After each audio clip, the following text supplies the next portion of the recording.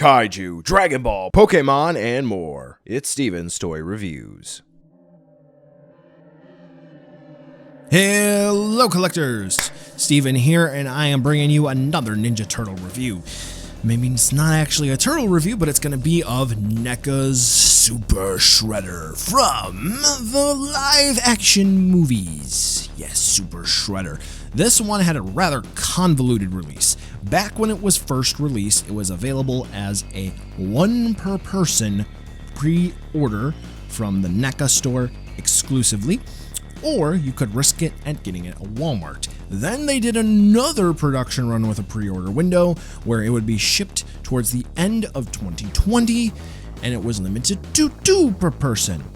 Now, something to take note of, during the first order window, which pretty much shipped almost immediately, shipping was like the same cost of the figures, so it's $30. Yeah, some folks were paying $60 to get this shipped directly from NECA. Yeah, so NECA, just please fix this. Please. Anyway, Super Shredder here. Very costly, very rare because it's one of the movie turtle figures, and yeah, a lot of folks are going to be debating whether they should cough up the coin so this way they can add this ginormous mutant man on their shelf. So with this review, let's get to the chase and see whether or not Super Shredder is worth adding into your collection. So back when Super Shredder was first revealed, everyone thought it was kind of a work in progress rough prototype because, well, to be honest with you folks, it didn't really seem like this was at all accurate to the source material. If you were to look at the paint application, you would think it would be more so in line with the Toon stuff or even some of the video game stuff, because if you really look at even the paint application still, it does look like it sort of has the video game appearance figure style of paint application throughout the body and the bodysuit and so forth. So it doesn't really look realistic or well-grounded as the Shredder that was previously released, the Foot Soldier, anything else that has come out. However, looking at the actual suit that Kevin Nash wore, yeah, Kevin Nash was Super Shredder, figure that out. It is, in fact, accurate. Now, sort of stepping away from your own personal preference, the actual execution here for Super Shredder it does come off pretty well. Mine has a couple of random quality control issue splotches here and there, which of course that's going to be expected of a NECA product. It's just the way that things are. They do sacrifice their quality control to hit the price point. Go ahead and argue in the comments if you want.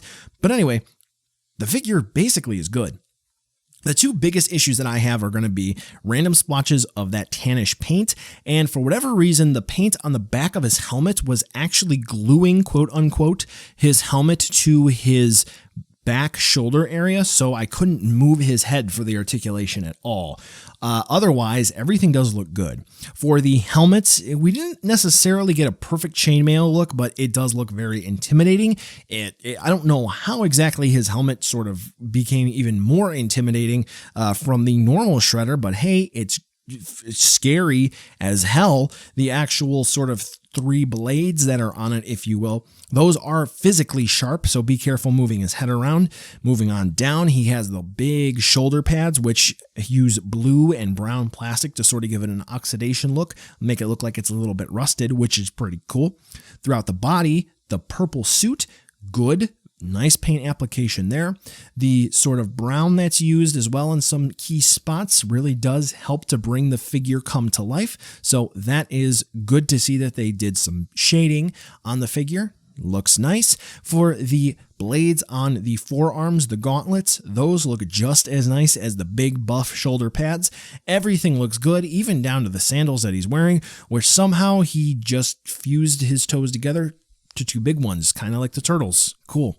Now, Super Shredder does have a cape as well, and I do have to say that the cape here is much better executed than the one for the smaller Shredder. So, good on you there, NECA. Generally speaking, I really do like the way that Super Shredder came out. Not a fan of the overall aesthetics, but if you were to just put this in a vacuum by itself, yeah, I think they did a pretty good job. At sort of baseline, if you will, Super Shredder's articulation is, well, I would say pretty awesome. I do feel that there are some joints which aren't engineered as well as they could be, just maybe because of his design, but I do feel like NECA sort of said $30, good enough. And they didn't really push it as well as they could have. But for what we got here, this is good. So let's talk about something that's pretty frustrating, at least on my end, the head.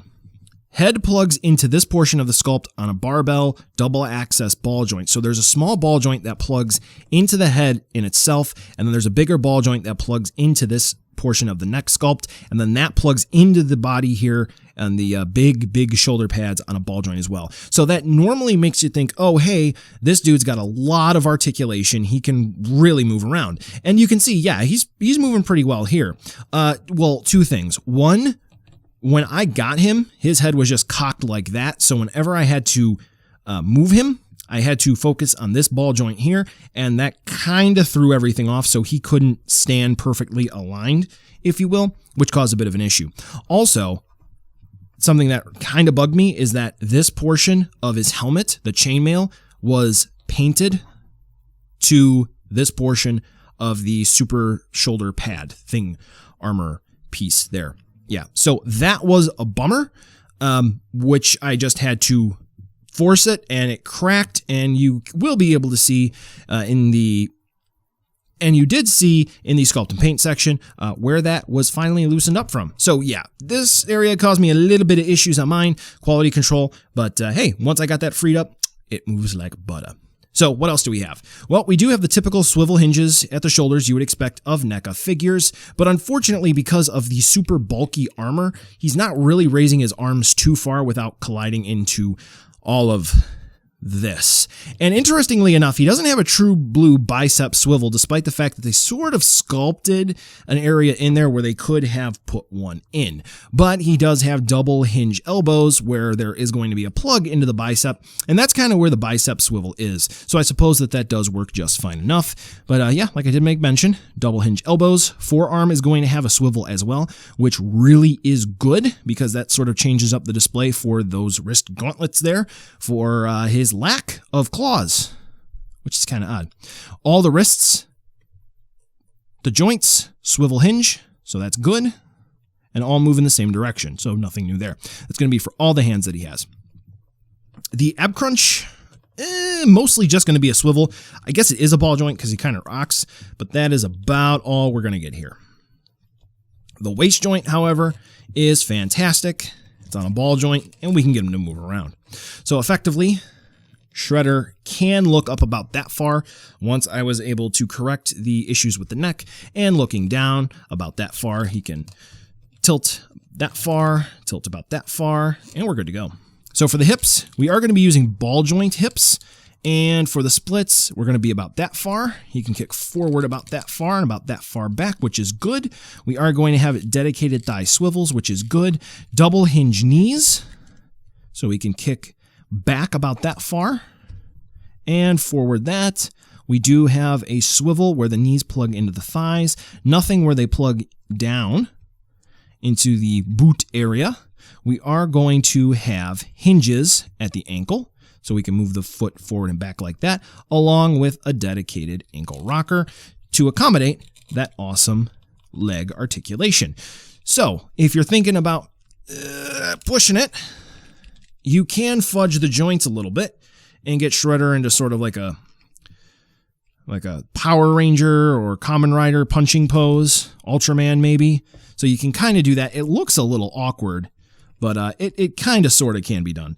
I mean, if you want to get him into like a monstrous pose where he's standing over the turtles, kind of like you'll be seeing here in just a little bit, yeah, that definitely can be done. But yeah, just a couple of things here and there that I think NECA really could have done to just put this guy over the edge. Now, you'll notice that there's one thing that I did not touch on here. The cape. No wire. Let us remind you, I still don't know why that's there. They put bendy wire in the original Shredder's cape. So I don't know what's going on there. I don't know why they opted to not do that, but c'est la vie.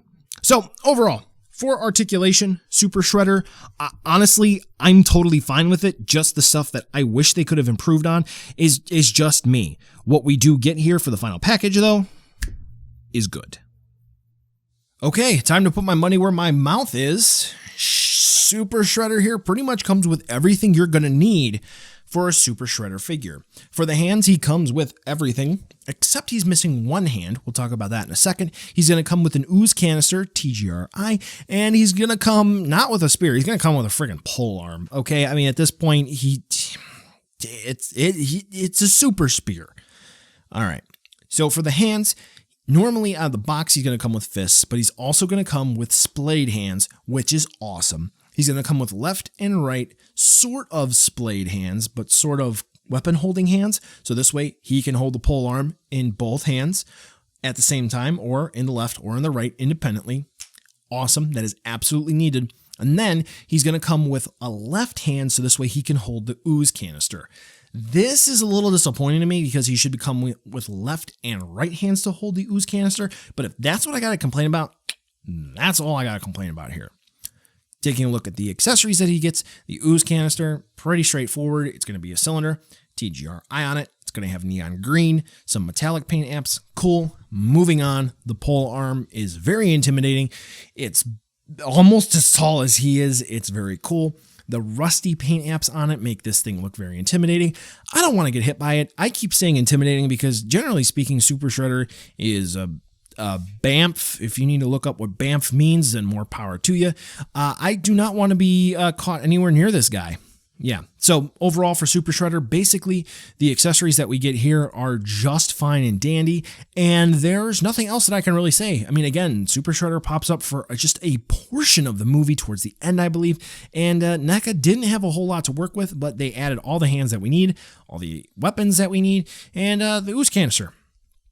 Cool. If anything, we just need a dock, which, hey, make an accessory set. Anyway, let's move on over to a size comparison to round out this review and take it home, where you can see, yes, Super Shredder is huge. And as you can see here, am I on the mark thinking he may go well with your Toon figures? Yeah, I think so. Yeah. Anyway, buy now, skip, or wait for a deal. Again, when this was initially released, you had two options. Hope and pray you can find this at Walmart. Spoiler, you aren't going to. Or you can order directly through NECA, pay $30 for the figure, plus tax, I believe, plus nearly $30 for shipping. I think mine was $25. So $60 for a $30 figure from the manufacturer, completely asinine. And then they did a second order window when they still haven't shipped at the time of this recording those orders yet. So realistically speaking, I don't know who this review is for, except for people who are thinking about getting this on the aftermarket. Here's what I'm going to say. This is a good figure. I'm not going to lie. It's a contender for me for figure of the year. However, I would be doing you a complete disservice if I were to say that I kind of feel like $60 is pushing it. Yeah. So this is very good. If you're a diehard Turtles collector, you should have this in your collection. Absolutely. But at the same time, NECA, just get everything sort of straightened out and let's get more of these on the market. Come on. Yeah. So for, I would say between 40 and 60 reasonably, perfect. Anything more than that, question how much you like this character and Teenage Mutant Ninja Turtles. Good figure, not worth insane aftermarket. Well, collectors, that brings us to the end of the video today, and I just wanted to take a second to thank you so much for watching. Now, you've heard a lot from me. I'd like to hear a little bit from you. Drop in the comments down below whether or not you liked it, you hated it, or maybe you were somewhere in between. I also want to take an extra second here for a nice, humongous thank you to all the patrons for STR over the last month who have really helped the channel grow into what it can be today. So to all of you, 2 big thumbs up. Thank you very much. And now the end card should be popping up, which will give you a few clickable links, like maybe to subscribe or head on over to my Patreon, or some short URLs like to my social media or to my Teespring store. There's also a video I hand selected for you, so if you want to watch another STR video, I hand selected some good content for you to watch, so definitely check out that video. Thank you again so much for watching, and I'll catch ya in the next video.